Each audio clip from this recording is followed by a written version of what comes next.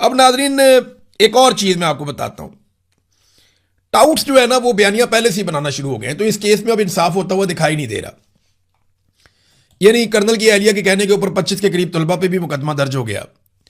Colonel के ऊपर तो मुकदमा पता नहीं कहां है, मैंने तो नहीं देखा अभी तक। तो 25 के करीब, हालांकि उसने आके पब्लिक प्लेस के ऊपर एक यूनिवर्सिटी के अंदर मुसल्ला होकर गोली चलाई है, उसके ऊपर FIR कहां है मैंने नहीं देखी।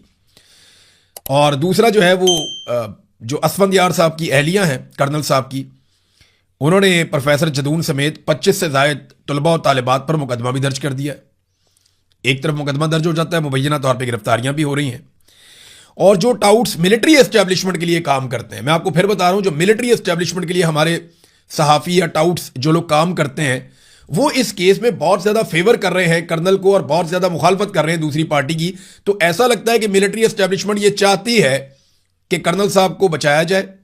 इंक्वायरी से पहले ही उन्होंने अपनी इंटेंट शो कर दी है कि कर्नल को इसमें बचाया जाएगा, और फंसाया किसको जाएगा? तलबा को या दूसरी पार्टी को। तो ये एक पहले से अपनी इंटेंट शो कर दी अपने लोगों के जरिए से, जैसा कि हर फैसला सुनाने से पहले इंटेंट बता देते हैं कि जनाब इस फैसले पे अमल दरामद नहीं होगा, जनाब मखसूस नशिस्तें छीन ली जाएंगी, जनाब इमरान खान को कैद तन्हाई में डाल दिया जाएगा, जनाब अस्पताल में शिफ्ट, जैसे हर चीज़ पहले बता देते हैं। इस केस में भी उन्होंने अपने टाउटों के जरिए से पहले ही बता दिया।